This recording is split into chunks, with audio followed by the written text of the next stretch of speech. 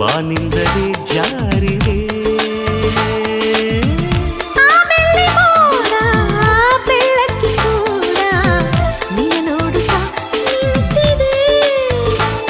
ಆ ಚೈತ್ರ ಚಿತ್ರ ಬರೆದು ಆ ಚಿತ್ರ ಜೀವ ತಳೆದು ಎದೆ ಭೂಮಿಯಲ್ಲಿ ಹಸಿರನ್ನು ಚೆಲ್ಲಿ ಹರುಷವ ಹರಡಿಸಿತು. ಜಿನು ಜಿನುಗೋ